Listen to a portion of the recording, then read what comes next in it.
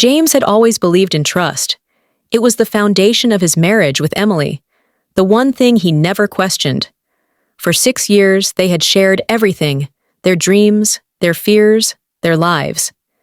He had never doubted her loyalty, never once imagined she would betray him. But that was before the night everything changed. Emily had been feeling restless for months, though she never admitted it to James. Their routine had become predictable. Wake up, work, dinner, sleep, repeat. It wasn't that she didn't love him, she just felt stuck. So when her company sent her on a business trip to another city, she saw it as a break from her ordinary life, a chance to breathe. She never planned for what happened next. That night, after a long conference, she found herself at the hotel bar, sipping on a glass of wine, enjoying the rare feeling of being alone yet unseen. Then she met him, a man whose name she barely remembered later, but whose presence had felt electrifying in the moment. He was charming, confident, and knew exactly what to say to make her laugh. It started as harmless conversation, then flirtation, and before she knew it, she was doing something she never thought she would. The walk up to his hotel room felt surreal. A part of her screamed to stop, to turn around, to remember James. But another part, one she didn't want to acknowledge, thrived on the thrill of the moment. It felt different, exciting, intoxicating. For the first time in years, she felt desired in a way she hadn't realized she missed. The next morning, reality hit her like a storm. She woke up next to a stranger, her heart pounding with regret. The sheets felt suffocating, the air thick with the stench of her mistake. She dressed quickly, barely looking at him as she muttered a goodbye and rushed out of the room. The guilt was instant, a crushing weight on her chest. What had she done? The entire flight home, her hands shook.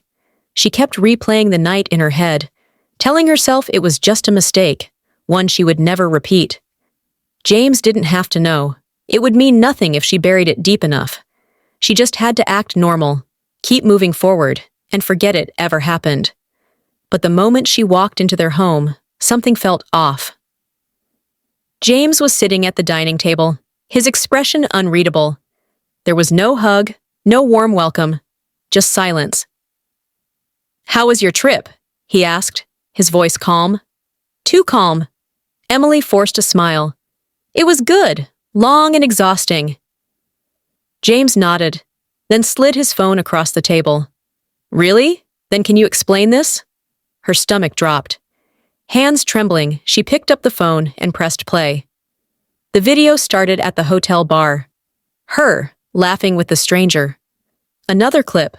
Her walking upstairs with him, their hands brushing. Then another, the door to his hotel room closing behind them. A cold shiver ran down her spine. Her mind raced. Who had recorded this? How did James get it? "James, she started, but he held up a hand. "Save it," he said, his voice breaking. "I know everything." Tears welled in her eyes. "It was a mistake," she whispered. "It meant nothing, but it meant everything to me."